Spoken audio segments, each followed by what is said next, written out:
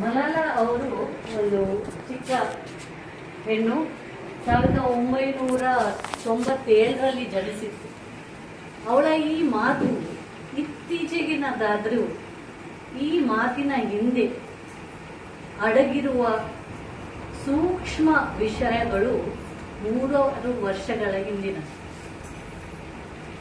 ತಮಗೆಲ್ಲರಿಗೂ ಅರಿವಿದ್ದ ಹಾಗೆ ಮಹಿಳೆಯರು ಪ್ರಪಂಚದಲ್ಲಿ ಸಾಕಷ್ಟು ಸಾಧಿಸಿದ್ದಾರೆ. ಬೇರೆ ಬೇರೆ ಕ್ಷೇತ್ರದಲ್ಲಿ ಕ್ವೀನ್ ಎಲಿಜಬೆತ್ ಆಗಿರ್ಬೋದು, ಲಿಯೋಪಾತ್ರ ಆಗಿರ್ಬೋದು, ಬೌದ್ಧಿಕವಾಗಿ ಅವರು ಸಮಾಜಕ್ಕೆ ತುಂಬ ಕೊಡುಗೆಯನ್ನು ಕೊಟ್ಟಿದ್ದಾರೆ. ಅದೇ ರೀತಿ ಮೇರಿ ಕ್ಯೂರಿ ಹಾಗೂ ಟ್ಯೂಟಲ್ ಆಫ್ ಸೊಲೆರಾನ್ ಎಂಬುವರು ವಿಜ್ಞಾನ ಕ್ಷೇತ್ರ, ಹೆರಿಗೆ ಕ್ಷೇತ್ರದಲ್ಲಿ ಅವರು ಸಾಕಷ್ಟು ಸಾಧನೆಗಳನ್ನು ಮಾಡಿದರು. ಅಲ್ಲದೆ ಮತ್ತೆ ನೋಡ್ಲಿಕ್ಕೆ ಹೋದರೆ ಮದರ್ ತೆರೇಸಾ, ಫ್ಲೋರೆನ್ಸ್ ನೈಟಿಂಗೇಲ್ ಅವರು ಶಾಂತಿ ಸಂದೇಶವನ್ನು, ಸಹನೆ, ಶಾಂತಿ ಸಂದೇಶವನ್ನು ಜಗತ್ತಿಗೆ ಅವರು ತಿಳಿಸಿದ್ದಾರೆ, ಕೊಟ್ಟಿದ್ದಾರೆ. ಹೀಗೆ ನೋಡ್ಲಿಕ್ಕೆ ಹೋದ್ರೆ ಈಗ ನಾವು ಭಾರತಕ್ಕೆ ಬಂದ್ರೆ ಭಾರತದಲ್ಲಿ ಮಹಿಳೆಯರ ಪಾತ್ರ, ಭಾರತದಲ್ಲಿ ಮಹಿಳೆಯರು ಯಾವ ತರ ಇದ್ರು, ಇಂದು ಹೇಗೆ ಇದ್ದಾರೆ. ಇವತ್ತು ತಾವೆಲ್ಲರೂ ಇಲ್ಲಿ ಇದ್ದೀರಿ, ಹೆಚ್ಚಿನ ಮಹಿಳೆಯರು ಇಲ್ಲಿ ಇದ್ದೀರಿ. ಯಾರೆಲ್ಲ ಮನೆಯಲ್ಲಿ ಎಲ್ಲ ಕೆಲಸ ಮಾಡಿ ಮಕ್ಕಳ, ಗಂಡನ ಆರೈಕೆ ಎಲ್ಲ ಮಾಡಿ ತಿಂಡಿ ಎಲ್ಲ ಕೊಟ್ಟು ಇಲ್ಲಿ ಬಂದಿದ್ದೀರಾ ಎಲ್ಲರೂ. ಯಾರಿಗೆ ಗಂಡನವರು ಆರೈಕೆ ತಿಂಡಿ ಕೊಟ್ಟು ಫಂಕ್ಷನಿಗೆ ಹೋಗಿ ಬಾ ಅಂತ ಹೇಳಿ ಕಳಿಸಿದ್ದಾರೆ? ಇದ್ದಾರ ಯಾರಾದ್ರೂ? ಇದ್ರೆ ಬಹಳ ಸಂತೋಷದ ವಿಷಯ. ಇದ್ದಾರ? ಅದು ಸಂತೋಷದ ವಿಷಯ. ಸೊ ಇದರಲ್ಲಿ ನಾವು ಮೆಚ್ಚಬೇಕಾದದ್ದು, ಗೌರವ ಕೊಡ್ಬೇಕು ಆ ಪುರುಷನಿಗೆ, ಯಾವ ಮಹಿಳೆಗೆ ಇವತ್ತು ಕಲಿಸಿಕೊಟ್ಟಿದ್ದಾನೆ ಆರೈಕೆ ಮಾಡಿ. ಸೊ ಇದು ಎಲ್ಲ ಸಾಮಾನ್ಯವಾಗಿರುವಂತ ವಿಷಯ ಅಲ್ಲ, ಇದು ಕೆಲವೊಂದು ಎಕ್ಸೆಪ್ಷನ್ಗಳು. ಇಂಥ ಪುರುಷರು ಇರ್ತಾರೆ, ಇಂತಹ ಎಂತ ಹೇಳುದು ಲಕ್ಕಿ ಮಹಿಳೆಯರು ಇದ್ದಾರೆ. ಸೊ ಇದೆಲ್ಲ ಎಕ್ಸೆಪ್ಷನ್, ಸಾಮಾನ್ಯವಾಗಿ ಇದು ನಡೆಯುವುದು. ನಾವೀಗ ಮಹಿಳೆಯರ ಪಾತ್ರ ಭಾರತದಲ್ಲಿ ನೋಡಿದ್ರೆ ಹಿಂದಿನಿಂದ ಮಹಿಳೆಯರದು ಅವರ ಕರ್ತವ್ಯ ಮನೆಯಲ್ಲೇ ಸೀಮಿತವಾದದ್ದು ಎಂದು ಅವರಿಗೆ ಆ ಥರ ಅವರನ್ನು ನೋಡಿಕೊಳ್ಳುತ್ತಿದ್ರು. ಅದಾದ ನಂತರ ಅವರು ಹುಟ್ಟಿ ಬೆಳೆಯುವುದು ತಂದೆಯ ಮನೆಯಲ್ಲಿ, ತಂದೆ ಹೇಳಿದಾಗೆ ಕೇಳುವುದು, ಮತ್ತೆ ಮದುವೆಯಾಗಿ ಹೋಗುದು ಗಂಡನ ಮನೆಗೆ, ಅಲ್ಲಿ ಗಂಡ ಹೇಳಿದಾಗೆ ಕೇಳುವುದು, ಮಕ್ಕಳ ಆರೈಕೆ ನೋಡಿಕೊಳ್ಳುವುದು, ಅಷ್ಟೇ ಅವರ ಸೀಮಿತವಾದ ಜವಾಬ್ದಾರಿ. ಇದನ್ನೆಲ್ಲ ಇದ್ರೂ ಸಹ ಈ ಮಹಿಳೆ ಹೊರಬರಲಿಕ್ಕೆ ಪ್ರಯತ್ನ ಮಾಡ್ತಾಳೆ. ಮಹಿಳೆ ಹೊರ ಬರುತ್ತಾ ಅವಳು ಸುಮಾರು ದೌರ್ಜನ್ಯ ಅಥವಾ ಕಷ್ಟಗಳು ಅನುಭವಿಸಬೇಕಾಗ್ತದೆ. ಇದನ್ನೆಲ್ಲ ಸರಿಪಡಿಸಲಿಕ್ಕೆ ಸರ್ಕಾರವು ಆಯಾ ಹಂತದಲ್ಲಿ ಕಾನೂನಾತ್ಮಕ ಬದಲಾವಣೆಗಳನ್ನು ಮಾಡ್ತಾ ಬಂದಿದ್ದಾರೆ. ಈ ಬದಲಾವಣೆಗಳು ಆದರೆ ಸಾಕ, ಈ ಬದಲಾವಣೆಗಳ ಅರಿವು ನಮ್ಮಲ್ಲಿ ಇರಬೇಕು. ಈ ಬದಲಾವಣೆಯ ಅರಿವು ನಮ್ಮಲ್ಲಿ ಇದ್ದು ಈ ಕಾನೂನಿನ ನೆರವನ್ನು ನಾವು ತಗೊಂಡ್ರೆ ಮಾತ್ರ ನಾವು ಅಲ್ಲಿಂದ ಹೊರಬರಬಹುದು, ಆ ದೌರ್ಜನ್ಯಗಳನ್ನು ದಾಟಬಹುದು, ಅಥವಾ ಈ ದೌರ್ಜನ್ಯಗಳನ್ನು ಎದುರಿಸಲು ಹೊರಬರಲು ಸಾಧ್ಯ. ಇದರ ಅರಿವೇ ಇಲ್ಲದಿದ್ರೆ ಏನ್ ಮಾಡ್ಲಿಕ್ಕೆ ಸರ್? ಇದರಿಂದ ನಮ್ಗೆ ಯಾವುದು ಪ್ರಯೋಜನ ಇಲ್ಲ. ಸೊ ಈಗ ಒಂದು ಮಹಿಳೆಯ ಪರ ಕಾನೂನುಗಳನ್ನು ಅರಿವು ಮಾಡುವ ಮೊದಲು ಮಹಿಳೆಯ ಮೇಲೆ ಆಗುವಂತಹ ದೌರ್ಜನ್ಯಗಳನ್ನು ತಾವು ಅರ್ಥ ಮಾಡ್ಕೊಳ್ಬೇಕು, ಗೊತ್ತಿರ್ಬೇಕು. ಹೇಳ್ಬೋದ ಯಾರಾದ್ರೂ ಮಹಿಳೆಯ ಮೇಲೆ ದೌರ್ಜನ್ಯಗಳು ಯಾವಾಗ ಶುರು ಆಗ್ತದ? ಏನು ಉತ್ತರ ಕೊಡ್ಬೋದು? ಏನು ನಾವಿಲ್ಲಿ ಪರೀಕ್ಷೆ ತಗೊಳ್ತಾ ಇಲ್ಲ, ನಾವು ನೀವು ಒಳ್ಳೆಯ ಇದರಲ್ಲಿ ಸವಾಲು ಪ್ರಶ್ನೆ ಮಾತಾಡ್ತಾ ಹೋಗ್ತಾರೆ. ಮುಂಚೆ ಎಲ್ಲ ವರದಕ್ಷಿಣೆ ತನವಿದ್ದಾಗಿ ವರದಕ್ಷಿಣೆ. ಸೊ ವರದಕ್ಷಿಣೆ ತನಕ ಮಹಿಳೆ ಆ ಜೀವನ ನಿಮ್ಮ ಪ್ರಕಾರ ಆರಂಭವಾಗಿತ್ತು. ಅದರ ತನಕ ಅವರಿಗೆ ಯಾವ ತರದ್ದು ದೌರ್ಜನ್ಯ ಆಗ್ತಿರ್ಲಿಲ್ಲ ಎಂಬ ಭಾವನೆ ತಮ್ಮಲ್ಲಿದೆ. ಇದನ್ನು ಬಿಟ್ಟು ಬೇರೆ ಯಾರಾದ್ರೂ ಮಹಿಳೆಯರಿಗೆ ಯಾವಾಗ ದೌರ್ಜನ್ಯ ಶುರುವಾಗ್ತದೆ, ಯಾವ ವಯಸ್ಸಿನಲ್ಲಿ, ಯಾವಾಗ ದೌರ್ಜನ್ಯ ಅವಳ ಮೇಲೆ ನಡೀತದೆ ಅಂತ ಹೇಳ್ಬೋದಾ? ಮನೆಗೆ ಬಂದು ಸೊಸೆ ಹೆಣ್ಣು ಮಕ್ಕಳನ್ನೇ ಹೆತ್ತಳು ಅಂತ ಆವಾಗಲೂ ದೌರ್ಜನ್ಯ ಬರ್ತಾರೆ. ಇದೆಲ್ಲ ದೌರ್ಜನ್ಯ ಪಡುವುದು. ಮೊತ್ತ ಮೊದಲು ಒಂದು ಮಹಿಳೆಯರ ಮೇಲೆ ದೌರ್ಜನ್ಯ ಯಾವಾಗ ಶುರುವಾಗಬಹುದು, ಆಗಿದೆ, ಆಗ್ಬಹುದು. ಹಾಗಾದ್ರೆ ತಾವು ಹೇಳಿದ ಪ್ರಕಾರ ಈ ದೌರ್ಜನ್ಯಗಳು ಮದುವೆ ಸಂದರ್ಭ, ಮದುವೆ ಆದ ನಂತರ ಆಗುವಂತ ದೌರ್ಜನ್ಯ. ಸೊ ಮದುವೆಯ ತನಕ ಒಂದು ಮಹಿಳೆಯ ಜೀವನ ಸುರಕ್ಷಿತವಾಗಿ ಇದೆ ಅಂತ ಹೇಳುವವರು ಕೈ ಎತ್ತಿ.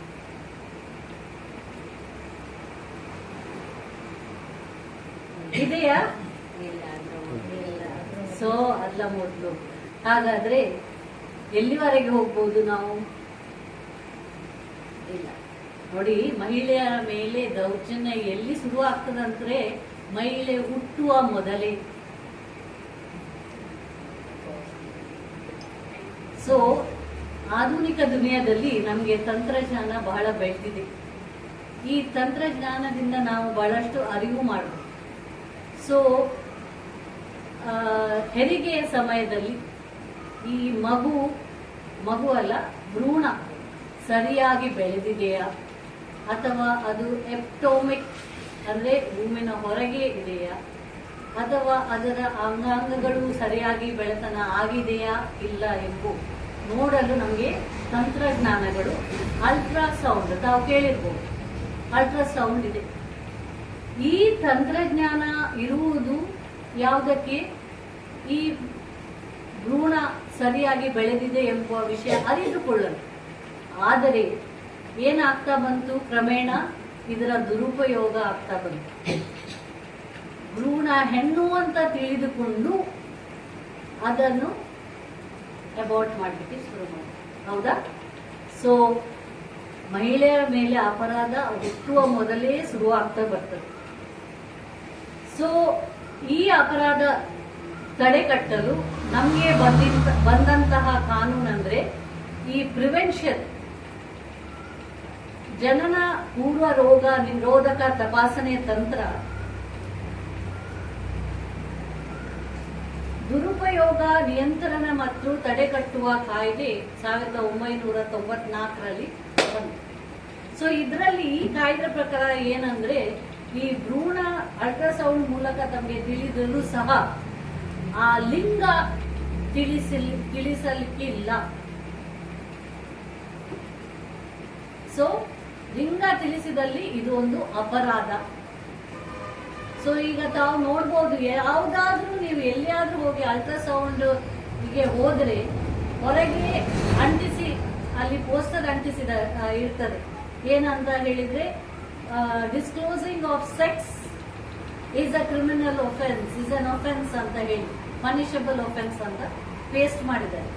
ಸೊ ಇಲ್ಲಿ ಈ ಭ್ರೂಣದ ಲಿಂಗ ಯಾವುದಂತ ತಿಳಿದುಕೊಂಡು ಏನಾಗ್ತಿತ್ತು, ಹುಟ್ಟುವ ಮೊದಲೇ ಅಬಾರ್ಟ್ ಆಗ್ತಿತ್ತು.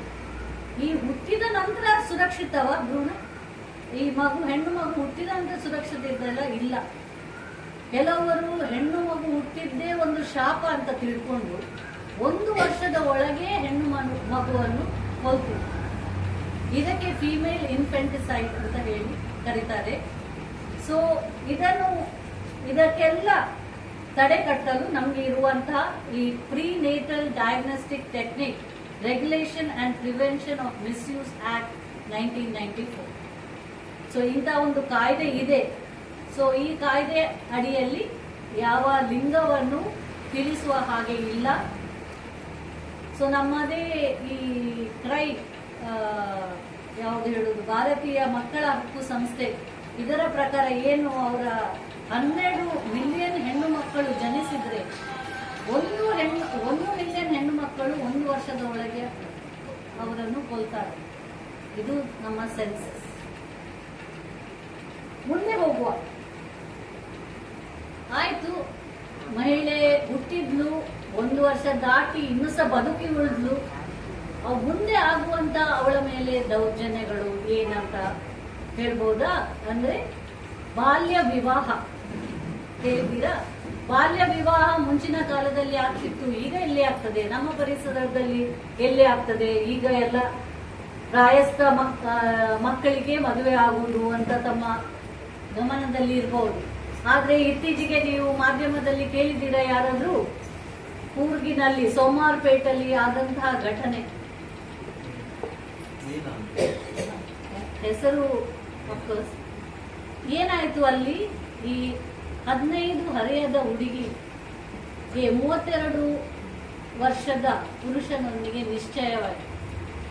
ಈ ಬಗ್ಗೆ ಈ ಮಕ್ಕಳ ಸಹಾಯವಾಣಿ ಮೂಲಕ ಸಮಾಜ ಕಲ್ಯಾಣ ಇಲಾಖೆಗೆ ತಿಳಿಯಿತು. ಮತ್ತೆ ಅವರು ಅಲ್ಲಿ ಹೋಗಿ 2 ಕುಟುಂಬದವರಿಗೆ ಅರ್ಥ ಮಾಡಿಸಿ, ಇದು ಬಾಲ್ಯ ನಿಷೇಧ ಕಾನೂನಿದೆ. ಸೊ ಹುಡುಗಿ ಪ್ರಾಯ ಆದ ನಂತರ ಮದುವೆಯನ್ನು ಮಾಡಿ ಮುಂದೂಡಿ ಮದುವೆಯನ್ನು ಅಂತ ಹೇಳಿ ಅರ್ಥ ಮಾಡಿಸಿದ್ರೆ ಏನಾಯ್ತು? ಮದುವೆ ಮುಂದೆ ಹೋಯ್ತು. ಬಟ್ ಅದೇ ರಾತ್ರಿ ತಾವು ಕೇಳಬಹುದು, ಮಾಧ್ಯಮದಲ್ಲಿ ಬಂದಿದೆ, ಆ ಗಂಡಸು ಆ ಹುಡುಗ ಬಂದು ಹುಡುಗಿಯನ್ನು ಅದೇ ರಾತ್ರಿ ಅವಳ ಹೊರಗೆ ಜಬರ್ದಸ್ತ್ ಇಟ್ಕೊಂಡು ಅವಳ ಕುತ್ತಿಗೆಯನ್ನು ಕಟ್ಟಿದ್ರು.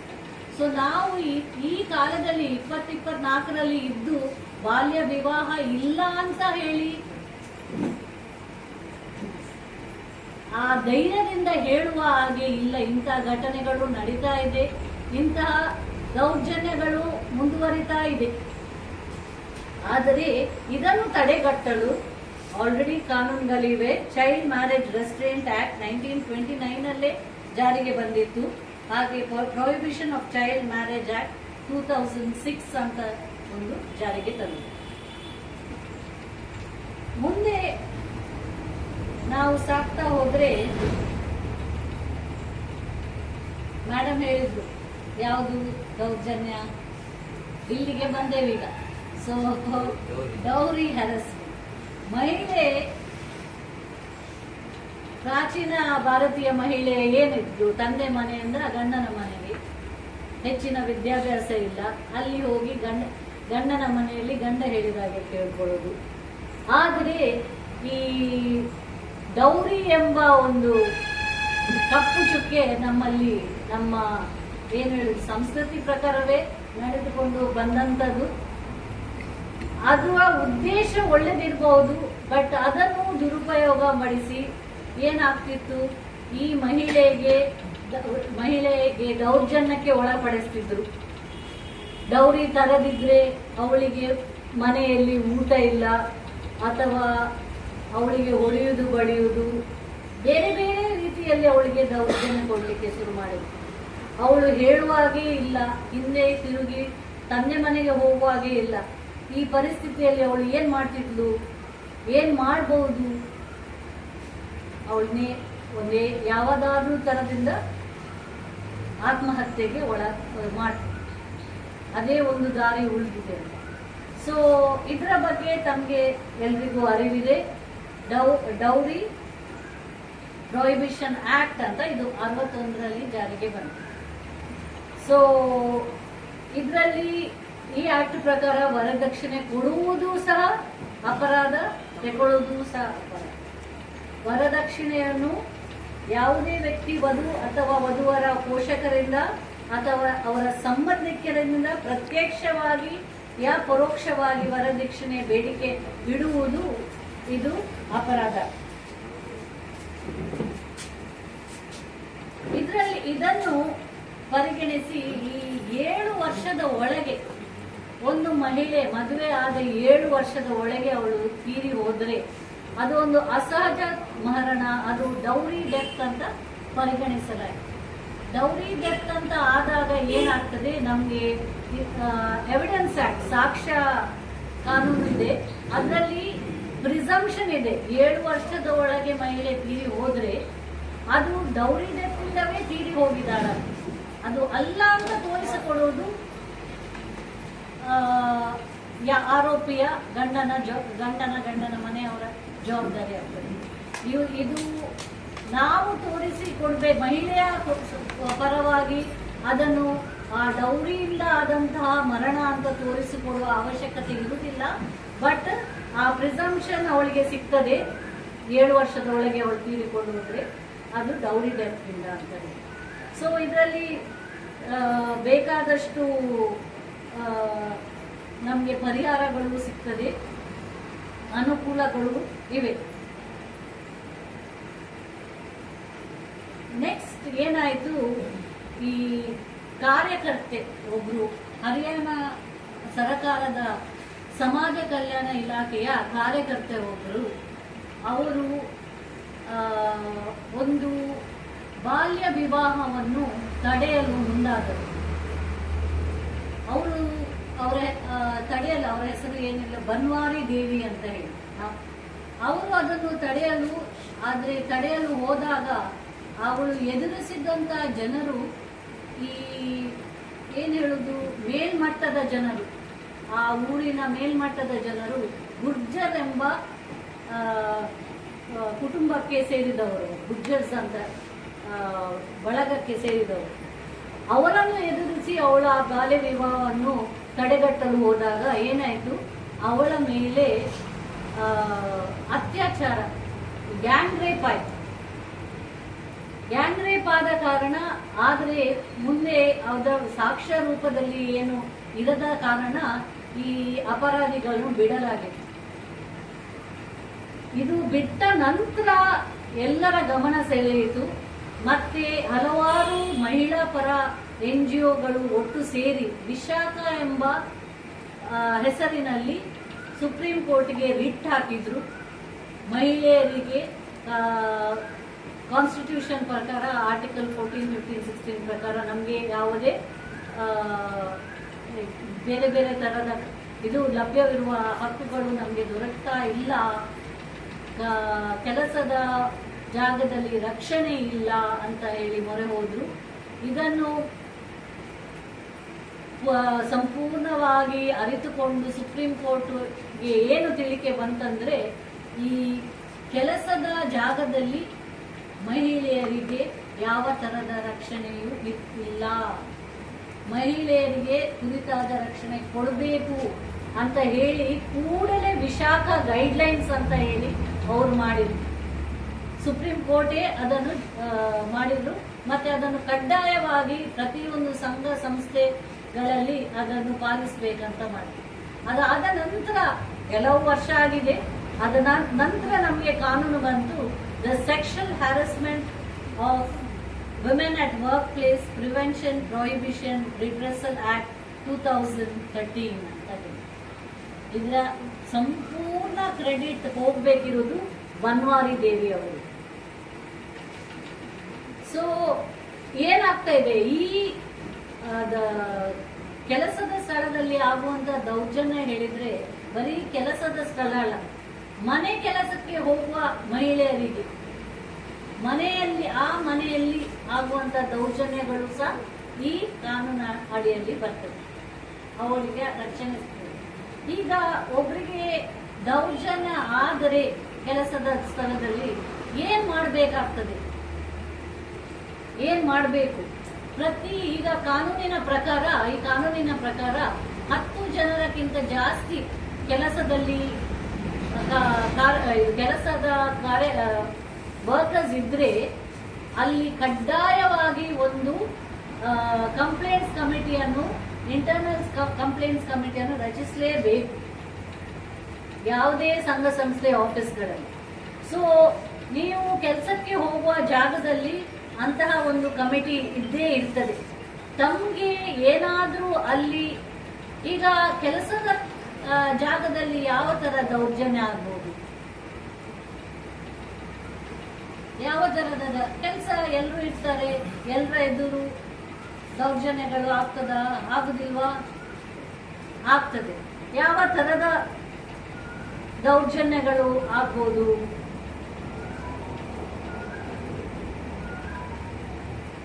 ಲೈಂಗಿಕ ಕಿರುಕುಳ, ಹೌದಾ? ಸೊ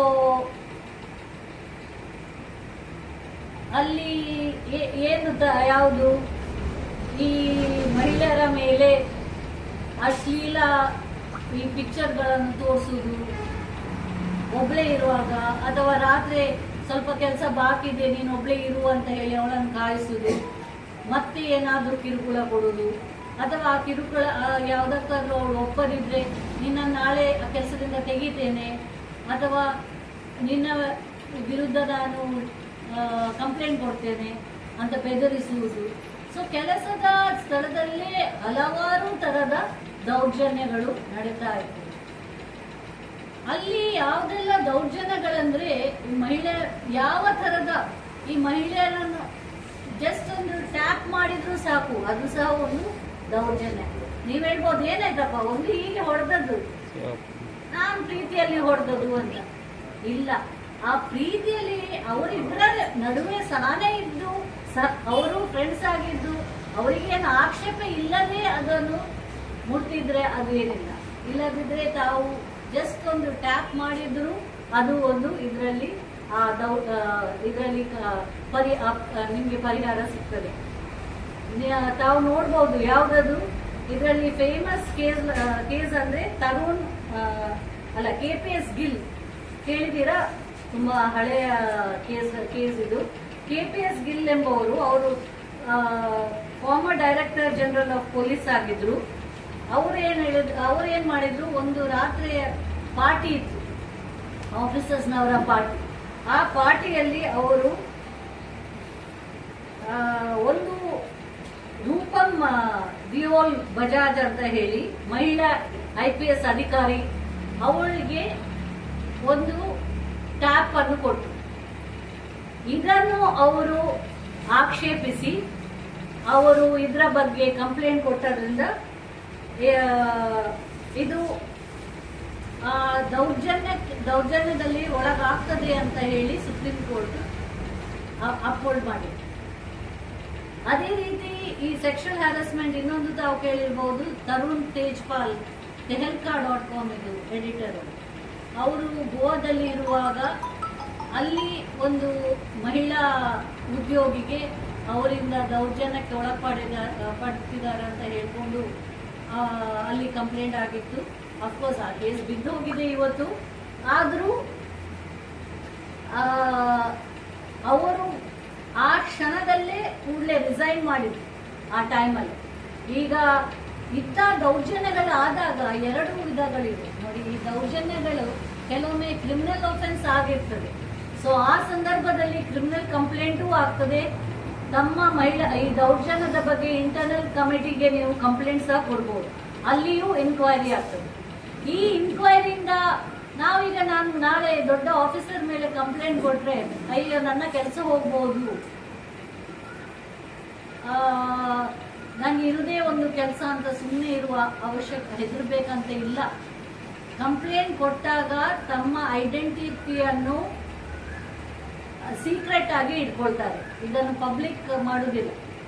ಮತ್ತೆ ಈ ಎನ್ಕ್ವೈರಿ ಕಮಿಟಿಯವರು ಕೂಡಲೇ ಎನ್ಕ್ವೈರಿ ನಡೆಸಿ ಅದಕ್ಕೆ 90 days ಒಳಗೆ ಅದಕ್ಕೆ ಪರಿಹಾರ ಕೊಡ್ತಾರೆ.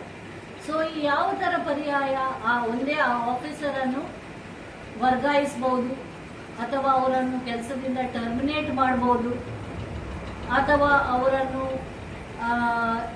ಇನ್ನೊಂದೇ ಅದೇ ಕಡೆಯಲ್ಲಿ ಬಟ್ ಏನಾದರೂ ಬೇರೆ ಸ್ಥಳಕ್ಕೆ ಅದೇ ಪೊಸಿಷನ್ ಅಲ್ಲಿ ಇದ್ದು ಅವರಿಗೆ ಸಸ್ಪೆಂಡ್ ಸಹ ಮಾಡಬಹುದು. ಸೊ ಬೇರೆ ಬೇರೆ ತರದಿಂದ ಅವರ ಮೇಲೆ ಆಕ್ಷನ್ ತಗೊಳ್ಬೇಕು. ಈ ಎನ್ಕ್ವೈರಿ ಕಮಿಟಿ ಆಕ್ಷನ್ ತಗೊಳ್ಳೋದಿಲ್ಲ. ಎನ್ಕ್ವೈರಿ ಕಮಿಟಿದು ಕೆಲಸ ಖಾಲಿ ಅವರು ಎನ್ಕ್ವೈರಿ ಮಾಡಿ ಇಂಥ ದೌರ್ಜನ್ಯ ನಡೆದಿದಾ ಇಲ್ಲ ಅಂತ ಹೇಳಿ ಈ ರಿಪೋರ್ಟ್ ಅನ್ನು ಯಾರಿಗೆ ಹೆಡ್ ಆಫ್ ದ ಡಿಪಾರ್ಟ್ಮೆಂಟ್ ಅಥವಾ ಆ ಮಾಲಕರಿಗೆ ಅವರು ರಿಪೋರ್ಟ್ ಕೊಡುವಂಥದ್ದು, ಅದರ ಬಗ್ಗೆ ಆಕ್ಷನ್ ಅವರು ಮಾಲಕರು ತಗೊಳ್ಳುವಂಥದ್ದು. ಓಕೆ, ಸೊ ಇದು ಈ sexual harassment at work place. ಈ ಕಮಿಟಿಗಳು ಯಾವ ತರ ರಚಿಸ್ತೇವೆ ಅಂತ ಹೇಳಿದ್ರೆ, ಈ ಕೆಲಸದ ಜಾಗದಲ್ಲಿರುವಂತ ಇಂಟರ್ನಲ್ ಕಂಪ್ಲೇಂಟ್ಸ್ ಕಮಿಟಿ ಇರ್ತದೆ. ಮತ್ತೆ ಪ್ರತಿ ಡಿಸ್ಟ್ರಿಕ್ಟ್ ಅಲ್ಲಿ ಒಂದು ಕಂಪ್ಲೇಂಟ್ಸ್ ಕಮಿಟಿ ಅಂತ ಆಲ್ರೆಡಿ ಯಾರು ಸರ್ಕಾರವೇ ರಚಿಸ್ತಾರೆ. ಅಲ್ಲಿ ಇರುವಂತ ಈ ಕಂಪ್ಲೇಂಟ್ಸ್ ಕಮಿಟಿಯಲ್ಲಿ ಮಿನಿಮಮ್ 4 ಜನ ಇರ್ತಾರೆ. ಅದರಲ್ಲಿ ಹೆಚ್ಚಿನವರು ಅಂದ್ರೆ ಮಹಿಳೆಯರೇ ಇರಲೇಬೇಕು. ಅದರಲ್ಲಿ ಮಹಿಳೆಯರು ಇರಲೇಬೇಕು. ಚೇರ್ಪರ್ಸನ್ ಈ ಕಮಿಟಿದು ಸಹ ಮಹಿಳೆ ಆಗಿರ್ಬೇಕು. ಆ ಸಂಸ್ಥೆಯಲ್ಲೇ ಇದ್ದಂತ ಮಹಿಳೆಯರು, ಅಧಿಕಾರ ಹೊಂದಿದ ಮಹಿಳೆ, ಇಲ್ಲದಿದ್ರೆ ಬೇರೆ ಕಡೆಯಿಂದ ಸಹ ಮಹಿಳೆಯನ್ನು ತರಬೇಕು.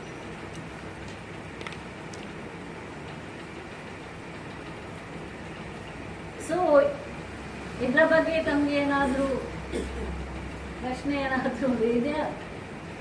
ದೌರ್ಜನ್ಯದ ಬಗ್ಗೆ ಮತ್ತೆ ಕೇಳ್ಬೋದು. ಸೊ ಇದು ನಮ್ಮ actually sexual harassment at work place ಮತ್ತೆ ಡೊಮೆಸ್ಟಿಕ್ ವೈಲೆನ್ಸ್ ಎಂಬ ಇದು ಮೇನ್ ನಮ್ಮ ಏನ್ ಹೇಳೋದು ನಮ್ಗೆ ಆಗುವಂತ ನಮ್ಗೆ ನಮ್ಮ ಮಹಿಳಾ ಪರ ಕಾನೂನುಗಳಾಗಿರುವುದು. ಡೊಮೆಸ್ಟಿಕ್ ವೈಲೆನ್ಸ್ ಆಕ್ಟಿನ ಬಗ್ಗೆ ತಮಗೆ ಇನ್ನು ಸ್ವಲ್ಪ ತಿಳಿಸ್ಬೇಕಾದ್ರೆ ಹೇಳಿದ್ನ ನಾನು. ಡೊಮೆಸ್ಟಿಕ್ ವೈಲೆನ್ಸ್ ಕೌಟುಂಬಿಕ. ಸೊ ಇನ್ನೊಂದು ಏನ್ ನಡೀತಾ ಇದೆ, ಡೌರಿ ಹ್ಯಾರಸ್ಮೆಂಟ್ ಆಕ್ಟ್ ಇದೆ ನಮ್ಗೆ. ಆದ್ರೆ ಡೌರಿ ಹ್ಯಾರಸ್ಮೆಂಟ್ ಆಕ್ಟ್ ಅಲ್ಲಿ ಆಕ್ಷನ್ ತಗೊಳ್ಬೇಕಾದ್ರೆ ಕಂಪ್ಲೇಂಟ್ ಕೊಟ್ಟ ಕೂಡಲೇ ಅದೊಂದು ಕ್ರಿಮಿನಲ್ ಒಫೆನ್ಸ್ ಆಗ್ತಿತ್ತು. 498A. ಈ ಒಂದು ಕ್ರಿಮಿನಲ್ ಕೇಸನ್ನು ನೀವು ದಾಖಲು ಮಾಡಿದ್ರೆ ಆ ಮದುವೆ ಉಳಿತದ ಓಡಿತದ? ಶಾಶ್ವತವಾಗಿ ಆ ಮದುವೆ ಒಡೆದೋಗ್ತದೆ. ಸೊ ಸರ್ಕಾರ ಏನು ಗಮನ ಸೆಳೆಯುತ್ತಂದ್ರೆ ಈ ದೌರ್ಜನ್ಯಕ್ಕೆ ಪರಿಹಾರ ಕೊಡುವಂತ ಕಾನೂನಿನಿಂದ ನಮ್ಮ ಸಮಾಜ ದೃಷ್ಟಿಯಿಂದ ಮದುವೆಗಳು ಉಳಿಬಾರ್ದು, ಅದನ್ನು ಸರಿಪಡಿಸಬೇಕು. ಸೊ ಆ ನಿಟ್ಟಿನಲ್ಲಿ ನಮಗೆ ಡೊಮೆಸ್ಟಿಕ್ ವೈಲೆನ್ಸ್ ಆಕ್ಟ್ ಎಂಬುದು ಈ 4 ಗೋಡೆಗಳ ಒಳಗೆ ಮಹಿಳೆ ಅನುಭವಿಸುವಂತಹ ದೌರ್ಜನ್ಯಗಳಿಗೆ ಡೊಮೆಸ್ಟಿಕ್ ವೈಲೆನ್ಸ್ ಆಕ್ಟ್ ಅಂತ ಒಂದು 2005ರಲ್ಲಿ ಜಾರಿಗೆ ಬಂತು. ಈ ಕಾಯ್ದೆಯ ಮೂಲ ಉದ್ದೇಶ ಏನೆಂದ್ರೆ ಕಾನೂನಿನಲ್ಲಿ ಬಾಧಿತ ಮಹಿಳೆ ಮತ್ತು ಮಕ್ಕಳಿಗೆ ಆದಷ್ಟು ಬೇಗ ಎಲ್ಲ ಪರಿಹಾರವನ್ನು ದೊರಕಿಸುವುದು, ಮಹಿಳೆ ಮತ್ತು ಮಕ್ಕಳನ್ನು ರಕ್ಷಣೆ ಉದ್ದೇಶದಿಂದ ಕೌಟುಂಬಿಕ ಹಿಂಸೆ ವಿಶಾಲವಾದ ಅರ್ಥವನ್ನು ಕಲ್ಪಿಸುವುದು, ಕಾನೂನಿನಲ್ಲಿ ಕ್ರಮ ಕೈಗೊಳ್ಳಲು ಮಹಿಳೆ ಪೊಲೀಸರನ್ನೇ ಅವಲಂಬಿಸಬೇಕಾಗಿಲ್ಲ, NGO ಹತ್ರ ಯಾರು ಕಂಪ್ಲೇಂಟ್ ಕೊಡ್ಬೋದು. ಅದರಲ್ಲಿ ಕಂಪ್ಲೇಂಟ್ ಕೊಡೋದು ಸಹ ಯಾವುದು ಡೊಮೆಸ್ಟಿಕ್ ವೈಲೆನ್ಸ್ ಅಲ್ಲಿ ಕಂಪ್ಲೇಂಟ್ ಕೊಡೋದು ನಾವು ಸೀದಾ ಪೊಲೀಸ್ ಸ್ಟೇಷನ್ಗೆ ಹೋಗಿ ಕಂಪ್ಲೇಂಟ್ ಕೊಡ್ಬೋದು, ಕೋರ್ಟ್ಗೆ ಬಂದು ಮ್ಯಾಜಿಸ್ಟ್ರೇಟ್ ಎದುರು ಕಂಪ್ಲೇಂಟ್ ಕೊಡ್ಬೋದು, ಅಥವಾ ಚೈಲ್ಡ್ ವೆಲ್ಫೇರ್ ಆಫೀಸರ್ ಅಂತ ಪ್ರತಿ ಡಿಸ್ಟ್ರಿಕ್ಟ್ ಅಲ್ಲಿ ಒಬ್ರು ಇರ್ತಾರೆ, ಅಲ್ಲಿ ಹೋಗಿ ಕಂಪ್ಲೇಂಟ್ ಕೊಡ್ಬೋದು. ಸೊ ಅಥವಾ ಈ NGOಸ್ನವರು ಯಾರಾದ್ರೂ ಈಗ ವಿದ್ಯಾವರ್ ಫ್ರೆಂಡ್ ಸರ್ಕಲ್ ಅಥವಾ ಯಾರಾದ್ರೂ ತಮ್ಮ ಗಮನಕ್ಕೆ ಇಂಥ ದೌರ್ಜನ್ಯ ಎಲ್ಲಿಯಾದ್ರೂ ನಡೀತದೆ ಅಂತ ಹೇಳಿದ್ರೆ ಅವರು ಹೋಗಿ ಕಂಪ್ಲೇಂಟ್ ಕೊಡ್ಬೋದು. ಈ ಕಂಪ್ಲೇಂಟ್ ಕೊಟ್ಟ ಕೂಡಲೇ ಒಂದು ಡೊಮೆಸ್ಟಿಕ್ ಎನ್ಕ್ವೈರಿ ರಿಪೋರ್ಟ್ ಅಂತ ಆಗ್ತದೆ. ಆ ರಿಪೋರ್ಟ್ ಮೇಲೆ ಪರಿಹಾರಗಳು ಸಿಗ್ತದೆ. ಈಗ ಕೌಟುಂಬಿಕ ಹಿಂಸೆ ಯಾವ ತರದು ಅಂತ ಹೇಳಿ ಈ ಆಕ್ಟಿನ ಪ್ರಕಾರ ಅದನ್ನು 4 ವಿಧದಲ್ಲಿ ವಿಂಗಡಿಸಿದ್ದಾರೆ. ಅದರಲ್ಲಿ ದೈಹಿಕ ಹಿಂಸೆ, ದೇಹಕ್ಕೆ ಇಲ್ಲವೇ ನೋವುಂಟು ಮಾಡುವ ಯಾವುದೇ ಬಗೆಯ ವರ್ತನೆ, ಕೃತ್ಯ. ಭಾವನಾತ್ಮಕ ಮಾನಸಿಕ ಹಿಂಸೆ, ಅವಮಾನ ಮಾಡುವುದು, ಟೀಕಿಸುವುದು, ಗಾಯಗೊಳಿಸುವುದು, ಬೆದರಿಕೆ ಹಾಕುವುದು ಮುಂತಾದವು. ನೆಕ್ಸ್ಟ್ ಲೈಂಗಿಕ ಹಿಂಸೆ, ಮಹಿಳೆಯನ್ನು ಕೀಳಾಗಿ ಕಾಣುವುದು, ಅವಮಾನಪಡಿಸುವ ಲೈಂಗಿಕ ವರ್ತನೆ ಕರ್ತಗಳನ್ನು ಮಾಡುವುದು. ಮತ್ತೆ ಫೈನಾನ್ಷಿಯಲ್, ಈ ಆರ್ಥಿಕ ಹಿಂಸೆ, ದಿನನಿತ್ಯ ಜೀವನದ ಅವಶ್ಯಕತೆಗೆ ಬೇಕಾಗುವ ಹಣ ಒದಗಿಸದೇ ಇರುವುದು. ಸೊ ಈ ಮಹಿಳೆಯರಿಗೆ ಈ 4 ಗೋಡೆಯ ಒಳಗೆ ಆಗುವಂತ ದೌರ್ಜನ್ಯ, ಮನೆಯ ಒಳಗೆ ಆಗುವಂತ ದೌರ್ಜನ್ಯ ತಡೆಗಟ್ಟಲು ಇರುವಂತಹ ಕಾನೂನು. ಕೆಲವೊಮ್ಮೆ ಯಾಕೆ ಈ ಕಾನೂನಿನ ಅಡಿ ಮಹಿಳೆ ಗಂಡನ ಮೇಲೆ ಮಾತ್ರವ ಕಂಪ್ಲೇಂಟ್ ಕೊಡಬಹುದು? ಇಲ್ಲ, ಮಹಿಳೆ ತಂದೆ ಅಣ್ಣನ ಮೇಲೂ ಕಂಪ್ಲೇಂಟ್ ಕೊಡಬಹುದು. ಯಾವ ಸಂದರ್ಭದಲ್ಲಿ ಅವಳಿಗೆ ಒತ್ತಾಯವಾಗಿ ಮದುವೆ ಮಾಡಿಸುವ ಸಂದರ್ಭದಲ್ಲಿ ಕಲಿಬೇಕೆಂಬ ಇಚ್ಛೆ ಇರ್ತದೆ, ಆದರೆ ತಂದೆ ಅಣ್ಣನ ಒತ್ತಾಯಕ್ಕೆ ಅವಳನ್ನು ಮದುವೆ ಇಲ್ಲ ನೀನು ಮದುವೆ ಆಗಲೇಬೇಕು ಅಂತ ಒತ್ತಾಯಿಸುವ ಅವರ ಮೇಲೂ ಕಂಪ್ಲೇಂಟ್ ಕೊಡಬಹುದು. ಈ ಆಕ್ಟಿನ ಅಡಿಯಲ್ಲಿ ನಮಗೆ ವಿಶಿಷ್ಟತೆ ಏನಂದ್ರೆ, ಕಂಪ್ಲೇಂಟ್ ಕೊಟ್ಟ 2-3 ದಿನಗಳ ಒಳಗೆ ಎದುರಿಯವರಿಗೆ ನೋಟಿಸ್ ಹೋಗ್ಬೇಕು, ಮತ್ತೆ 60 ದಿನಗಳ ಒಳಗೆ ಈ ಕಂಪ್ಲೇಂಟ್ ಅನ್ನು ಇತ್ಯರ್ಥಗೊಳಿಸಬೇಕು. ಕಂಪ್ಲೇಂಟಿನಲ್ಲಿ ತಮಗೆ ಸಿಗುವಂತಹ ಪರಿಹಾರಗಳು ಯಾವುದು ಅಂತ ನೋಡಲಿಕ್ಕೆ ಹೋದ್ರೆ, ಪ್ರೊಟೆಕ್ಷನ್ ಆರ್ಡರ್ಸ್, ರಕ್ಷಣೆ ಆರ್ಡರ್ ಅಂದ್ರೆ ಮಹಿಳೆಗೆ ಆಗುವಂತ ದೌರ್ಜನ್ಯದಿಂದ ಅವಳಿಗೆ ರಕ್ಷಣೆ ಕೊಡುವಂತ. ಇದಕ್ಕೆ ಮ್ಯಾಜಿಸ್ಟ್ರೇಟ್ ಏನ್ ಮಾಡಬಹುದು, ಪೊಲೀಸ್ ಸ್ಟೇಷನಿಗೂ ಡೈರೆಕ್ಷನ್ ಕೊಡಬಹುದು ಈ ಆರ್ಡರ್ ಅನ್ನು ಜಾರಿಗೊಳಿಸಲು ಸಹಾಯ ಮಾಡಲಿಕ್ಕೆ.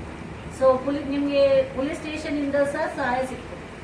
ಪ್ರೊಟೆಕ್ಷನ್ ಆರ್ಡರ್, ರೆಸಿಡೆನ್ಸ್ ಆರ್ಡರ್ಸ್ ಅಂತ ಇರ್ತದೆ. ರೆಸಿಡೆನ್ಸ್ ಆರ್ಡರ್ಸ್ ಅಲ್ಲಿ ಆ ಮದುವೆ ನೀವಿರುವಂತ ಮನೆಯಿಂದ ತಮಗೆ ಹೊರಗಾಕದ ಹಾಗೆ ಅಥವಾ ಅವರು ಆ ಮನೆಗೆ ಬರದ ಹಾಗೆ ನಿಮ್ಮ ಮತ್ತೆ ಮಕ್ಕಳ ರಕ್ಷಣೆಯ ಆದೇಶಗಳು ಸಹ ತಮಗೆ ಸಿಗ್ತದೆ. ಕೊನೆಯದಾಗಿ ಪರಿಹಾರ ಕಾಂಪನ್ಸೇಷನ್ ಅಥವಾ ಮೇಂಟೆನೆನ್ಸ್ ಇಂಥ ಆದೇಶಗಳು ಸಹ ಆಗ್ತದೆ. ಈಗ ನೀವು ಕಂಪ್ಲೇಂಟ್ ಕೊಟ್ಟ ಕೂಡಲೇ ಇತ್ಯರ್ಥ ಆಗೋ ತನಕ ಕಾಯ್ಬೇಕಂತ ಇಲ್ಲ. ಕಂಪ್ಲೇಂಟ್ ಕೊಟ್ಟ ಕೂಡಲೇ ಎಕ್ಸ್ ಪಾರ್ಟೆ ಆರ್ಡರ್ಸ್ ಅನ್ನು ಮಾಡ್ತಾರೆ, ತಮಗೆ ಕಾಂಪನ್ಸೇಷನ್ ಕೊಡ್ತಾರೆ. ತಮಗೆ ಆದಂತ ಈ ಯಾರಾದ್ರೂ ದೌರ್ಜನ್ಯ ಕೊಡುವಂತ ಗಂಡಸಿದ್ರೆ, ಗಂಡ ದೌರ್ಜನ್ಯ ಕೊಡ್ತಾನಂತ ಆದ್ರೆ ಅವನನ್ನೇ ಮನೆಗೆ ಬರದ ಹಾಗೆ ಆದೇಶ ಕೂಡ ಮಾಡಬಹುದು. ಅಥವಾ ಅವಳನ್ನು ಕೆಲಸದ ಸ್ಥಳದಲ್ಲಿ ಬಂದು, ಕೆಲವೊಮ್ಮೆ ಗಂಡಸರು ಏನ್ ಮಾಡ್ತಾರೆ, ಮನೆಯಿಂದ ಹೊರ ಹೋಗ್ತಾರೆ, ಮತ್ತೆ ಅವಳು ಕೆಲಸದಲ್ಲಿ ಇರುವ ಜಾಗಕ್ಕೆ ಹೋಗಿ ಅಲ್ಲಿ ಕಿರುಕುಳ ಕೊಡ್ಲಿಕ್ಕೆ ಸ್ಟಾರ್ಟ್ ಮಾಡ್ತಾರೆ, ಅಥವಾ ಫೋನ್ ಮೂಲಕ ತೊಂದರೆ ಕೊಡ್ತಾರೆ, ಬೇರೆ ಬೇರೆ ರೀತಿಯಲ್ಲಿ ಕೊಡ್ತಾರೆ. ಸೊ ಈ ಕಾನೂನಿನ ಅಡಿಯಲ್ಲಿ ಅವರು ಸಂಪರ್ಕವನ್ನ ಮಾಡದ ಹಾಗೆ ಆದೇಶಗಳನ್ನು ಪಡೆದುಕೊಳ್ಬೇಕು. ಮತ್ತೆ ಅವಳ ಜೀವನ. ಸೊ ಇದು ಒಂದು ದೊಡ್ಡ, ಈ ಒಂದು ಆಕ್ಟ್ ಮಹಿಳೆಯರ ಕೈಯಲ್ಲಿ ದೊಡ್ಡ ಆಯುಧವೇ ಅಂತ ಹೇಳ್ಬೋದು. ತಮ್ಮ ರಕ್ಷಣೆಗೆ ಇದನ್ನು ಉಪಯೋಗಿಸಿದೆ. ಇದರಲ್ಲಿ ಏನಾಗ್ತದೆ, ಇದರಲ್ಲಿ ಕೂಡಲೇ ಅವರ ಮೇಲೆ ಅರೆಸ್ಟ್ ಅಥವಾ ಅಂಥದ್ದು ಆಗುದಿಲ್ಲ.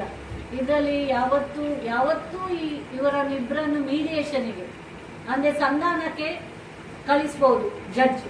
ಸೊ ಸಂಧಾನ ಮೂಲಕ ಪ್ರಾಯಶಃ ಯಾರೋ ಅವರು ದೌರ್ಜನ್ಯ ಕೊಡುವಂತ ವ್ಯಕ್ತಿಗೆ ಕೌನ್ಸಿಲಿಂಗ್, ಥೆರಪಿಯ ಯಾವುದಾದ್ರೂ ರೀತಿಯ ಮಾರ್ಗದರ್ಶನ ಕೊಟ್ಟು ಅವರು ಇನ್ನು ಮುಂದೆ ಹಾಗೆ ಮಾಡದ ಹಾಗೆ ಅವರಿಗೆ ಬದಲಾಯಿಸುವ ಪ್ರಯತ್ನಗಳು ಆಗಿ ಆಗ ಮದುವೆ ಎಂಬುವ ಆ ಗಂಡ ಹೆಣ್ಣೆಂಬ ರಿಲೇಶನ್ಶಿಪ್ ಅನ್ನು ಊರ್ಜಿತದಲ್ಲಿ ಇಟ್ಕೊಂಡೇ ಈ ಕಾಯ್ದೆಯನ್ನು ಉಪಯೋಗಿಸಬೇಕು. ಸೊ ಇದು ಯಾವುದು ಡೊಮೆಸ್ಟಿಕ್ ವೈಲೆನ್ಸ್ ಆಕ್ಟ್. ಇದು ಬಿಟ್ಟು ನಮಗೆ ಬೇಕಾದಷ್ಟು ಕಾನೂನು, ಹೆಚ್ಚಿನ ಮಹತ್ವ ಅಂತ ಮಹತ್ವ ಇದೆ ಪ್ರತಿಯೊಂದು ಕಾನೂನಿಗೆ. ಆದರೆ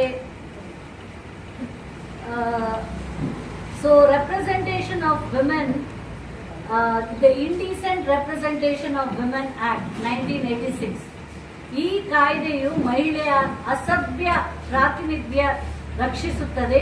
ಅಂದ್ರೆ ಮಹಿಳೆಯು ಆಕೃತಿ ಯಾವುದೇ ರೀತಿಯಲ್ಲಿ ಚಿತ್ರಣ, ಆಕೆಯ ಅಥವಾ ದೇಹ ಅಥವಾ ಅದರ ಯಾವುದೇ ಭಾಗ ಅಸಭ್ಯ ಅಥವಾ ಅವಹೇಳನಕಾರಿ ಅಥವಾ ಮಹಿಳೆಯರನ್ನು ಅವಹೇಳನಕಾರಿಯಾಗಿ ಪರಿಣಾಮ ಬೀರುವ ರೀತಿಯಲ್ಲಿ ಅಥವಾ ಸಾರ್ವಜನಿಕ ನೈತಿಕತೆ ಅಥವಾ ನೈತಿಕತೆಯನ್ನು ಕೆಡಿಸುವ, ಭ್ರಷ್ಟಗೊಳಿಸುವ ಅಥವಾ ಗಾಯಗೊಳಿಸುವ ಸಾಧ್ಯತೆ ಇದೆ ಎಂಬ ಸಂದರ್ಭದಲ್ಲಿ ತಾವುಗಳು ಏನ್ ಮಾಡಬಹುದು, ಯಾರು ಕಂಪ್ಲೇಂಟ್ ಕೊಡಬಹುದು, ನಮ್ಮ ಕೆಲವೊಮ್ಮೆ ಮಾಧ್ಯಮದಲ್ಲಿ ತಾವು ನೋಡ್ತೀರಿ, ಹೆಣ್ಣನ್ನು ಕೀಳು ಭಾವನೆಯಲ್ಲಿ ತೋರಿಸ್ತಾರೆ, ಅಥವಾ ಇಂಡೀಸೆಂಟ್ ಆಗಿ ಅವಳನ್ನು ಚಿತ್ರೀಕರಣ ಮಾಡುವುದು. ಇದೆಲ್ಲ ಒಂದು ಇದು ತಡೆಗಟ್ಟಲು ಈ ಆಕ್ಟ್ ಬಂದಿದೆ. ಸೊ ಈ ಉದ್ಯೋಗ ಫ್ರೆಂಡ್ ಸರ್ಕಲ್ ಆಗ್ಬೋದು, ಮಹಿಳೆಯರ ಒಕ್ಕೂಟ ಆಗ್ಬೋದು, ಇಂಥದಂಥ ಸಂಗತಿಗಳು ತಮಗೆ ಕಂಡು ಬಂದಲ್ಲಿ ತಾವು ಕಂಪ್ಲೇಂಟ್ ಕೊಟ್ಟು ಇಮಿಡಿಯೇಟ್ಲಿ ಈ ಸರ್ಕ್ಯುಲೇಷನ್ ಅಥವಾ ಪಬ್ಲಿಕೇಶನ್ ಅನ್ನು ಅಲ್ಲೇ ತಡೆಗಟ್ಟಬಹುದು, ಕೂಡಲೇ ಆಕ್ಷನ್ ತಗೊಳ್ಬೇಕು. ಮತ್ತೆ ಇನ್ನೊಂದು ಮುಖ್ಯಾಂಶ ಅಂತ ಹೇಳಿದ್ರೆ, ಹಿಂದೂ ಸಕ್ಸೆಷನ್ ಆಕ್ಟ್ 1956 ಅಲ್ಲಿ ಜಾರಿಯಲ್ಲಿತ್ತು. ಆದ್ರೆ ಮಹಿಳೆಯರಿಗೆ ಆಗ ಪಿತ್ರಾರ್ಜಿತ ಆಸ್ತಿಯಲ್ಲಿ ನಮಗೆ ಹಕ್ಕಿರಲಿಲ್ಲ. 2005ರಲ್ಲಿ ಈ ಕಾನೂನನ್ನು ಅಮೆಂಡ್ ಮಾಡಿ ಇವತ್ತು ಮಹಿಳೆಯರಿಗೂ ಸಹ ಒಂದು ಹೆಣ್ಣು ಮಗುವಿಗೆ ಸಹ ಗಂಡು ಮಗುವಿನಷ್ಟೇ ಅವಳಿಗೆ ಆಸ್ತಿಯಲ್ಲಿ ಪಾಲನ್ನು ಕೊಡಲಾಗಿದೆ. ಈಕ್ವಲ್ ರೆನ್ಯುಮರೇಷನ್ ಆಕ್ಟ್ ಅಂದ್ರೆ ಕೆಲಸದ ಜಾಗದಲ್ಲಿ ಇಬ್ಬರಿಗೂ, ಮಹಿಳೆ ಆಗ್ಲಿ ಹುಡುಗ ಆಗ್ಲಿ, ಒಂದೇ ತರದ ವೇತನ ಕೊಡುವ ಒಂದು ಆಕ್ಟ್ ಕೂಡ ಇದೆ. ಮುಂಚೆ ಇರಲಿಲ್ಲ, ಈಗ ಸಹ ನಡೀತಾ ಇದೆ. ನೀವು ಎಂಪ್ಲಾಯ್ ಮಾಡ್ತೀರಿ, ಹೆಂಗಸರಿಗೆ 600 ರೂಪಾಯಿ, ಗಂಡಸರಿಗೆ 850 ರೂಪಾಯಿ. ನಾವು ಹಾಗೆ ಮಾಡ್ತಾ ಇದ್ದೇವೆ. ಆದರೆ ಇದು ತಪ್ಪು. ಅಷ್ಟೇ ಕೆಲಸ ಮಹಿಳೆ ಎಷ್ಟು ಕೆಲಸ, ಗಂಡಸ ಎಷ್ಟು ಕೆಲಸ ಮಾಡ್ತಾನೆ ಅಷ್ಟೇ ಕೆಲಸ ಆ ಮಹಿಳೆ ಕೂಡ ಮಾಡ್ತಾರೆ. ಸೊ ಈ ವೇತನದಲ್ಲಿ ಭೇದ ಭಾವ ಮಾಡಲಿಕ್ಕೆ ಇಲ್ಲ ಎಂಬ ಕಾನೂನು ಕೂಡ ಇದೆ. ಮೆಟರ್ನಿಟಿ ಬೆನಿಫಿಟ್ ಆಕ್ಟ್ ಅಂತ ಇದೆ. ಇದು ಹೆಚ್ಚಾಗಿ ಕೆಲಸಕ್ಕೆ ಹೋಗುವ ಮಹಿಳೆಯರಿಗೆ ಲಾಭದಾಯಕವಾದದ್ದು. ಮುಂಚೆ ಏನಾಗ್ತಿತ್ತು, ಕೆಲಸಕ್ಕೆ ಹೋಗುವ ಮಹಿಳೆ ಪ್ರೆಗ್ನೆಂಟ್ ಆದಾಗ ಅವಳಿಗೆ ಏನು ರಜೆ ಸಿಗ್ತಿರ್ಲಿಲ್ಲ, ನೋಡ್ಲಿಕ್ಕೆ ಯಾರಿರ್ಲಿಲ್ಲ. ಸೊ ಏನಾಗ್ಬೇಕು, ಅವಳು ಕೆಲಸ ಬಿಡ್ಬೇಕಾಗ್ತಿತ್ತು. ಕೆಲಸ ಬಿಟ್ರೆ ಮತ್ತೆ ಸೇರುವಾಗ ಅದೇ ಕೆಲಸ ಸಿಕ್ತಿತ್ತಾ? ಇಲ್ಲ. ಅಥವಾ ಅದೇ ಹುದ್ದೆ ಸಿಕ್ತಿತ್ತಾ? ಇಲ್ಲ. ಸೊ ಇದನ್ನೆಲ್ಲ ಸರಿಪಡಿಸಲಿಕ್ಕೆ ಏನ್ ಮಾಡಿದೆ ಸರ್ಕಾರ, ಮಹಿಳೆಯರಿಗೆ ತುಂಬಾ ಬೆನಿಫಿಟ್ ಕೊಟ್ಟಿದೆ. ಹೆರಿಗೆ ಆಗುವ ಮೊದಲು, ಹೆರಿಗೆ ಆದ ನಂತರ ಸಹ ಅವಳಿಗೆ ಸಾಕಷ್ಟು ರಜೆ ತೆಗೆಯುವ ಅವಕಾಶವನ್ನು ಒದಗಿಸಿಕೊಟ್ಟಿದೆ. ಸೊ ಆದ್ದರಿಂದ ಏನಾಗ್ತಾ ಉಂಟು, ಅವಳ ಕೆಲಸ ಇದ್ದು ಅವಳಿಗೆ ಅವಳ ಹೆರಿಗೆನೂ ಆಗಿ ನಂತರ ಸಹ ಅವಳಿಗೆ ಆ ಕೆಲಸ ಅವಳಿಗೆ ಹೋಗ್ತಾ ಇದೆ. ಹಲವರು ಬೇರೆ ಬೇರೆ ಇದೆ, ನಾನು ಚುಟುಕಾಗಿ ತಮಗೆ ಹೇಳ್ತೇನೆ ಯಾಕಂದ್ರೆ ಸಮಯದ ಅಭಾವ. So medical termination of pregnancy act ಅಂತ ಇನ್ನೊಂದು ಇದೆ. ಇದರಲ್ಲಿ ಏನಂತ ಹೇಳಿದ್ರೆ, ಒಂದು ಮಗುವನ್ನು ಅಬಾರ್ಟ್ ಮಾಡುವ ಹಾಗೆ ಇಲ್ಲ, ಖಾಲಿ ಕೆಲವೊಂದು ಸಂದರ್ಭದಲ್ಲಿ ಹೊರತುಪಡಿಸಿ. ಆ ಸಂದರ್ಭಗಳು ಯಾವುದಂದ್ರೆ, ಮಗುವನ್ನು ಹೆತ್ತ ತಾಯಿ ಕಡೆಯಿಂದ ದೈಹಿಕ ಅಥವಾ ಮಾನಸಿಕ ಅಸ್ತವ್ಯಸ್ತೆ ಇದ್ದಲ್ಲಿ, ಯಾವುದೇ ಲೈಂಗಿಕ ದೌರ್ಜನ್ಯಕ್ಕೆ ಅಥವಾ ಅತ್ಯಾಚಾರದ ಸಂದರ್ಭದಲ್ಲಿ ಹುಟ್ಟಿದ ಮಗುವಾದರೆ, ಸತ್ತ ಮಗು ಅಥವಾ ಮಗುವಿನ ದೇಹದ ಯಾವುದೇ ಭಾಗದಲ್ಲಿ ಕ್ರಿಯಾತ್ಮಕ ಅಸ್ತವ್ಯಸ್ತೆ ಸಂದರ್ಭದಲ್ಲಿ. ಇದಕ್ಕೆ ಆದರೆ ಈ ಕಾಯ್ದೆಯ ಉದ್ದೇಶ ಏನೆಂದ್ರೆ, ನಿರ್ದಿಷ್ಟ ಸಂದರ್ಭಗಳಲ್ಲಿ ಗರ್ಭಪಾತವನ್ನು ಕಾನೂನುಬದ್ಧಗೊಳಿಸುವುದು, ಅಸುರಕ್ಷಿತ ಮತ್ತು ಕಾನೂನು ಬಾಹಿರ ಗರ್ಭಪಾತದಿಂದ ಮಹಿಳೆಯರ ಸಾವಿನ ಪ್ರಮಾಣವನ್ನು ಕಡಿಮೆ ಮಾಡುವುದು, ಭಾರತೀಯ ಮಹಿಳೆಯರ ತಾಯಿಯ ಆರೋಗ್ಯವನ್ನು ಉತ್ತಮಗೊಳಿಸುವುದು. ಇಲ್ಲಿ ಗರ್ಭಾವಸ್ಥೆ ಅವಧಿ 12 ವಾರದ ಒಳಗೆ ಹೆಚ್ಚು ಕಾಲ ಉಳಿಯುವುದಿಲ್ಲ. ಸೊ ಗರ್ಭಾವಸ್ಥೆ ಅವಧಿ 12 ವಾರಗಳನ್ನು ಮೀರಿದ ಪಕ್ಷದಲ್ಲಿ 20 ವಾರಗಳಲ್ಲಿ ಇಬ್ಬರು ಇದು ಅಬಾರ್ಟ್ ಮಾಡಲಿಕ್ಕೂ ಸಹ ಸುಲಭ ಇಲ್ಲ. ಕೆಲವು ಸಂದರ್ಭಗಳು ಮಾತ್ರ ಇರಬೇಕು, ಪರ್ಮಿಷನ್ ಆಗಬೇಕು, 2 ವೈದ್ಯರ ಸರ್ಟಿಫಿಕೇಟ್ ಆಗಬೇಕು, ಮತ್ತೆ ಕಾನೂನಿನ ಮೊರೆ ಹೋಗಬೇಕು, ಮತ್ತೆ ಮಾತ್ರ ಪರ್ಮಿಷನ್ ಸಿಕ್ಕಿದ ನಂತರ ಅದನ್ನು ಮಾಡಬಹುದು. ಇನ್ನು ನಾವು ನೋಡ್ಲಿಕ್ಕೆ ಹೋದ್ರೆ, ಸಂವಿಧಾನದಲ್ಲಿ ಮಹಿಳೆಯರಿಗಿರುವಂತಹ ಕೆಲವೊಂದು ಹಕ್ಕುಗಳು, ಮತ್ತೆ ಈ ಹಕ್ಕುಗಳು ಸಿಕ್ಕದೇ ಇದ್ದಲ್ಲಿ ಇದನ್ನು ಪ್ರಶ್ನಿಸಿ ಸುಪ್ರೀಂ ಕೋರ್ಟ್ಗೆ ಮೊರೆ ಹೋದ ಮಹಿಳೆಯರು, ಅದರಿಂದ ಇವತ್ತು ಎಲ್ಲ ಮಹಿಳೆಯರಿಗೆ ಆದಂತ ಲಾಭ. ಹೆಚ್ಚು ಹೇಳುವುದಿಲ್ಲ, ಮೂರೇ ಒಂದು ಫೇಮಸ್ ನಮ್ಮ ಕೇಸ್ ಲಾಸ್ ಅಂತ ಹೇಳಿದ್ರೆ air India versus Nagesh Mirza. Article 14 ನಮ್ಗೆ ಇರುವಂತ ಅನುಚ್ಛೇದ 14 ಏನ್ ಹೇಳ್ತದೆ ಅಂದ್ರೆ, ಕಾನೂನಿನ ಮುಂದೆ ಸಮಾನತೆ, ದೇಶದ ವ್ಯಕ್ತಿಗೆ ಕಾನೂನಿನ ಮುಂದೆ ಸಮಾನತೆಯನ್ನು ಅಥವಾ ಕಾನೂನುಗಳಿಂದ ರಕ್ಷಣೆಯನ್ನು ನೀಡುವುದು. ಅನುಚ್ಛೇದ 15 ಏನ್ ಹೇಳ್ತದಂದ್ರೆ, ಧರ್ಮ, ಮೂಲವಂಶ, ಜಾತಿ, ಲಿಂಗ ಅಥವಾ ಜನ್ಮಸ್ಥಳದ ಆಧಾರದ ಮೇಲೆ ತಾರತಮ್ಯ ನಿಷೇಧ. ದೇಶದ ನಾಗರಿಕನ ವಿರುದ್ಧ ಧರ್ಮ, ಮೂಲವಂಶ, ಜಾತಿ, ಲಿಂಗ ಅಥವಾ ಜನ್ಮಸ್ಥಳ ಅಥವಾ ಅವುಗಳಲ್ಲಿ ಯಾವುದೇ ಒಂದರ ಆಧಾರದ ಮೇಲೆ ಯಾವುದೇ ತಾರತಮ್ಯ ಮಾಡತಕ್ಕುದಲ್ಲ. ಸೊ ಹೀಗಿರುವಾಗ ಏನಾಯ್ತು, ಏರ್ ಇಂಡಿಯಾದು ಒಂದು ರೆಗ್ಯುಲೇಷನ್ ಅವರದು ಏನಿತ್ತಂತ ಹೇಳಿದ್ರೆ, ಈ ಮಹಿಳಾ ಫ್ಲೈಟ್ ಅಟೆಂಡೆಂಟ್ ಅವರು ಕೆಲಸಕ್ಕೆ ಸೇರಿ 4 ವರ್ಷದೊಳಗೆ ಮದುವೆ ಆದರೆ ಅವರನ್ನು, ಅಥವಾ ಅವಳು ಗರ್ಭಿಣಿ ಆದರೆ ಅವರ ರೆಗ್ಯುಲೇಷನ್ ಪ್ರಕಾರ ಅವರನ್ನು ಕೆಲಸದಿಂದ ತೆಗಿತಿತ್ತು. ಸೊ ಇದರಲ್ಲಿ ಏನು ಮಹಿಳೆಯರಿಗೆ, ಅವರಲ್ಲಿ ಮಹಿಳೆ ಆಧಾರದಿಂದ ಮಾತ್ರ ಅವರಿಗೆ ಟರ್ಮಿನೇಷನ್ ಅನ್ನು ಎದುರಿಸಬೇಕಾಗಿದೆ. ಇದು ರೆಗ್ಯುಲೇಷನ್ ಒಂದು ತಪ್ಪು, ಮಹಿಳೆಯರನ್ನು ಡಿಸ್ಕ್ರಿಮಿನೇಟ್ ಮಾಡ್ತದಂತ ಹೇಳಿ ಚಾಲೆಂಜ್ ಮಾಡಿದ್ರಿಂದ ಈ ರೆಗ್ಯುಲೇಷನ್ ಅನ್ನು ತೆಗೆದಾಕಿ. ಸೊ ಇವತ್ತು ಆ ರೆಗ್ಯುಲೇಷನ್ ಇಲ್ಲ. ಇದನ್ನು ಎದುರಿಸಿದವರು ನರ್ಗೇಶ್ ಮಿರ್ಜಾ ಅಂತ ಹೇಳಿದ ಮಹಿಳೆ. ಇನ್ನೊಂದು ಪ್ರಸಂಗ ಯಾವುದಂದ್ರೆ ಹೇಳಿದ್ರೆ, CP Muthamma versus union of India. ಇವರು ಮೊದಲಿನ IFS ಆಫೀಸರ್, ಇಂಡಿಯನ್ ಫಾರಿನ್ ಸರ್ವಿಸ್ನಲ್ಲಿ ಆಫೀಸರ್ ಆಗಿ ನೇಮಕಗೊಂಡವರು, ಮೊತ್ತ ಮಹಿಳೆ.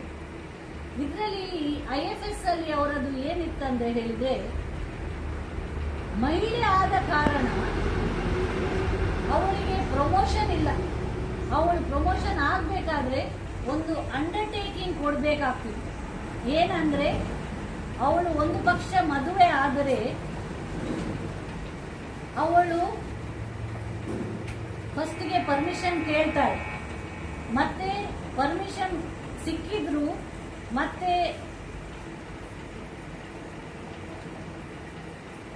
ಅವಳು ಮದುವೆ ಆದ ನಂತರ ಎಲ್ಲಿಯಾದ್ರೂ ಅವಳ ಕಮಿಟ್ಮೆಂಟ್, ಮದುವೆ ಜೀವನದಿಂದ ಅವಳಿಗೆ ಕೆಲಸದ ಮನೆಯ ಒತ್ತಡದಿಂದ ಕೆಲಸ ಸರಿಯಾಗಿ ಮಾಡ್ಲಿಕ್ಕೆ ಆಗ್ತಿರ್ಲಿಲ್ಲದಿದ್ರೆ ಅವಳು ಕೆಲಸ ಬಿಡ್ಬೇಕಾಗ್ತದೆ.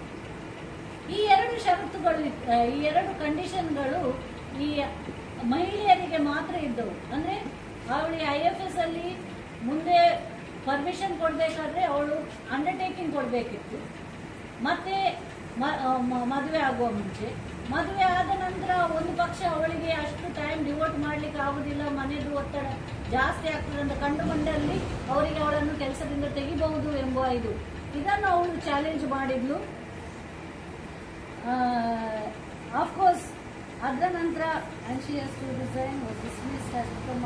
ಅದರಲ್ಲಿ ಏನಾಯ್ತು, ಇದು ಚಾಲೆಂಜ್ ಮಾಡಿದ್ರಿಂದ ಇಮಿಡಿಯೇಟ್ಲಿ ಯೂನಿಯನ್ ಆಫ್ ಇಂಡಿಯಾ ಅವಳಿಗೆ ಪ್ರಮೋಷನ್ ಕೊಟ್ಟಿತ್ತು. ಸೊ ಆದ್ರಿಂದ ಅವಳು ಹಾಕಿದಂತ ಕೇಸ್ ಡಿಸ್ಮಿಸ್ ಆಯಿತು. ಬಟ್ ಅವಳು ಹಾಕಿದಂತ ಉದ್ದೇಶ, ಅವಳಿಗೆ ಯಾವ ಉದ್ದೇಶದಲ್ಲಿ ಅವಳು ಹಾಕಿದ್ಲ ಅದನ್ನು ಸರಿಪಡಿಸಿ. ಸೊ ಇವತ್ತು ಮಹಿಳೆಯ ಅಂತಹ ಒಂದು ಸರ್ವಿಸ್, ಇಂಡಿಯನ್ ಸರ್ವಿಸಸ್ ಅಲ್ಲಿ ಅಂತ ಒಂದು ಷರತ್ತುಗಳನ್ನು ಎದುರಿಸಬೇಕಾಗಿಲ್ಲ. ಇನ್ನೊಂದು ಗೀತಾ ಹರಿಹರನ್ ವರ್ಸಸ್ RBI. ಇದರಲ್ಲಿ ಏನು ಹೇಳ್ತದೆ ಅಂದ್ರೆ, ಗೀತಾ ಹರಿಹರನ್ ಒಂದು ಮಹಿಳೆ, ನಮ್ಮ ಹಿಂದೂ ಮೈನಾರಿಟೀಸ್ ಆಕ್ಟ್ ಪ್ರಕಾರ ಮಗುವಿನ ಗಾಡಿಯನ್ನು, ನ್ಯಾಚುರಲ್ ಗಾರ್ಡಿಯನ್ ತಂದೆ ಇಲ್ಲದಲ್ಲಿ ಮಾತ್ರ ಮಹಿಳೆಗೆ ಗಾರ್ಡಿಯನ್ಶಿಪ್ ಕೊಡ್ತಾರೆ. ಇಲ್ಲಿ ಏನಾಯ್ತು, ಗೀತಾ ಹರಿಹರನ್ ಅವರು ಮೈನರ್ ಮಗನ ಕೆಲವು ಬಾಂಡ್ಸ್ಗೆ ದಸ್ಕತ್ ಹಾಕಿ ಗಾರ್ಡಿಯನ್ ಆಗಿ ದಸ್ಕತ್ ಹಾಕಿ ಕಳಿಸಿದ್ರು. ಅದನ್ನು ಬ್ಯಾಂಕಿನವರು ರಿಜೆಕ್ಟ್ ಮಾಡಿದ್ರು. ನೀವು ಗಾರ್ಡಿಯನ್ ಅಲ್ಲ, ತಂದೆ ಹಾಕಬೇಕು ಅಂತ ಹೇಳಿ. ಇದನ್ನು ಅವಳು ಪ್ರಶ್ನಿಸಿದ್ರಿಂದ ಇವತ್ತು ಗಾರ್ಡಿಯನ್ ಆಗಿ ಮಹಿಳೆ ಆಗಲಿ ತಂದೆ ಆಗಲಿ ಯಾರೂ ಒಬ್ರು ಹಾಕ್ಬೋದು. ಈಗ ನೀವೇ ಬ್ಯಾಂಕಿಗೆ ಹೋದಾಗ ನಿಮ್ಮ ಮಕ್ಕಳ ಪರವಾಗಿ ಗಾರ್ಡಿಯನ್ ಆಗಿ ದಸ್ಕತ್ ಯಾರು ಹಾಕ್ತೀರಿ? ತಾಯಿಯೂ ಹಾಕ್ತಾರೆ, ತಂದೆ. ಆದರೆ ಮುಂಚೆ ಇದನ್ನು ಬಿಟ್ಟಿರಲಿಲ್ಲ. ತಂದೆ ಇದ್ದಲ್ಲಿ ತಂದೆಯೇ ಹಾಕಬೇಕು ಅಂತ ಇದೆ. ಸೊ ಇಂಥ ಹಲವಾರು ಕಾನೂನುಗಳು ತಮ್ಮ ಪರವಾಗಿ ಇವೆ. ಇದರ ಪ್ರಯೋಜನ ತಾವು ಪಡ್ಕೊಳ್ಳಿ, ಅಥವಾ ಪಡ್ಕೊಳ್ಳಲು ಯಾರಾದರೂ ಇರುವವರಿಗೆ ಅದನ್ನು ಅವರಿಗೆ ಅರಿವು ಮಾಡಿ. ಸೊ ಇವತ್ತು ಉದ್ಯಾವರ ಫ್ರೆಂಡ್ಸ್ ಸರ್ಕಲ್ ಅವರು ಹಮ್ಮಿಕೊಂಡ ಈ ಒಂದು ಕಾರ್ಯಕ್ರಮದಿಂದ ತಮಗೆಲ್ಲರಿಗೂ ಪ್ರಯೋಜನ ಆಗಿದೆ ಅಂತ ತಿಳ್ಕೊಂಡು ನನ್ನ ಎರಡು